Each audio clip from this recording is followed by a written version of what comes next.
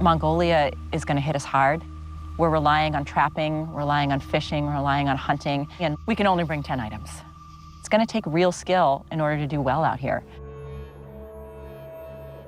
My first item I brought, I chose a down sleeping bag, and it has some features that I really like. It has armholes. I can be snuggled in my sleeping bag and stick my arms out, and when it's negative temperatures outside, I think this is going to be glorious.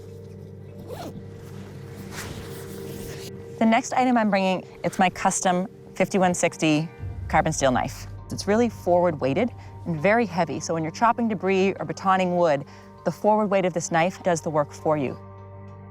My next item is my saw. I went with a different saw than I went with last time.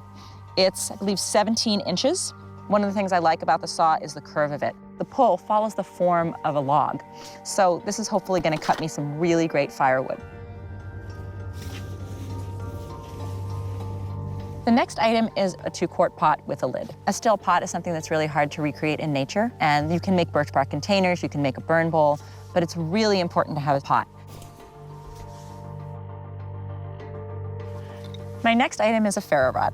Friction fire is a definite possibility, but to have to start a fire by friction every single time can be quite exhausting.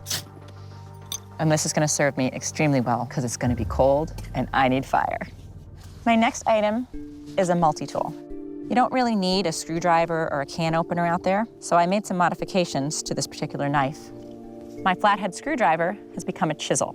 To make spoons, to make bowls, this chisel is going to be a really great tool. My next item is snare wire. I have very thick wire for larger animals, but I also have a different material.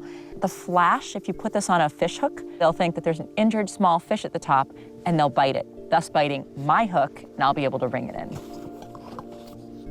I'm also bringing 300 yards of fishing line and 25 hooks. I'm bringing a large number of tests of fishing line. The reason being is I need different weights for different fish. These combinations will hopefully enable me to be a really successful fisherwoman out here in Mongolia. My next item is a gill net. In a survival situation, if you can have a gill net, traps, snares, anything you can working for you while you're sleeping, that's a huge bonus because you're not expending any calories and you wake up in the morning, hopefully you'll have a meal. And my last item are rations. I'm gonna be shelter building. I'm gonna hopefully have traps out pretty quickly, but traps are a real hit and miss game and you have to have a lot of traps out for something to hit.